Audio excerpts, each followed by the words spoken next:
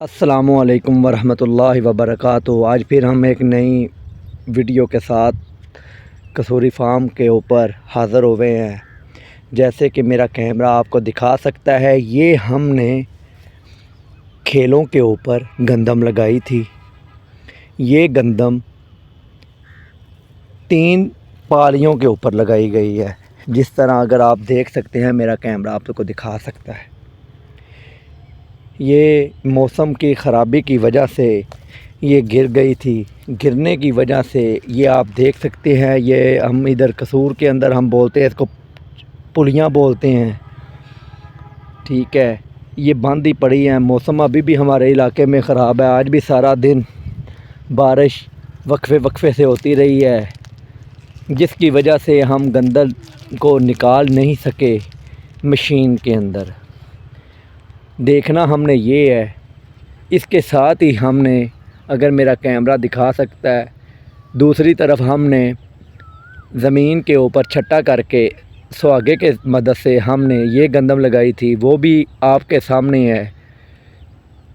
ठीक है, अगर बात करें इसके वज़न की, गंदम कितनी निकाली जाती है, तो आप देख सकते हैं। ये अगर पुलियों की बात करें, सिट्टों की बात करें, सिट्टे सेम आ रहे हैं। अगर बात करें इसके वज़न की, गंदम कितनी निकलती है, ये अगली वीडियो में हम बताएंगे कि इस गंदम का वज़न कितना आया जिसको खेलों के ऊपर लगाया गया, और जो ज़मीन के अंदर सुहागे की मदद से काश्त की गई गंदम, उसका वज़न कितना निकाला गया। अगली वीडियो में हम डिटेल के साथ बात करेंगे। अभी हमारे इस इलाके में मौसम की ख़राबी बहुत है। कल भी सारा दिन बारिश वक्फे से होती रही, जिसकी वजह से गंदम निकालना हमारे लिए बहुत मुश्किल हो गया।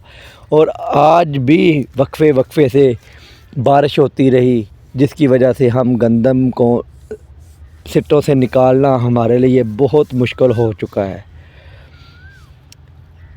ये हमने खेलों के ऊपर एक्सपेरिमेंट के लिए गंदम लगाई।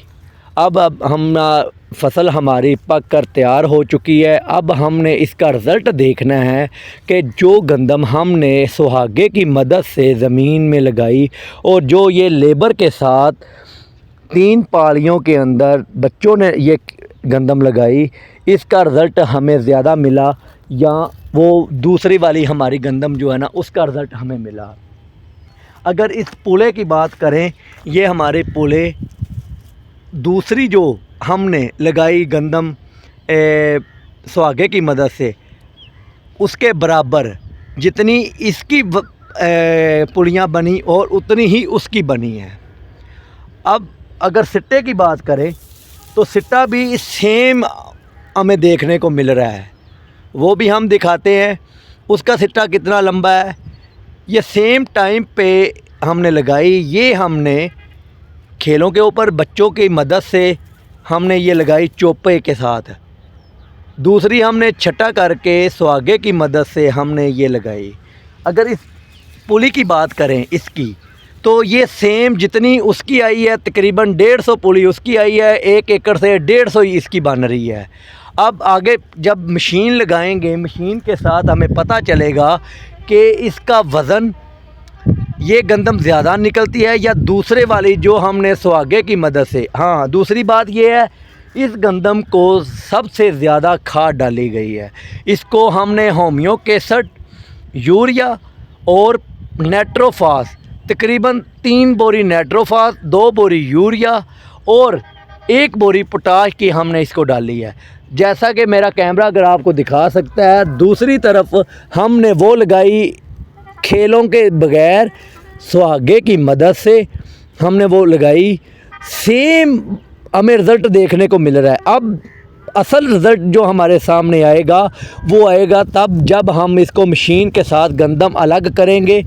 फिर पता चलेगा इसका वज़न ज़्यादा है या हमारी उस गंदम का वज़न ज़्यादा है।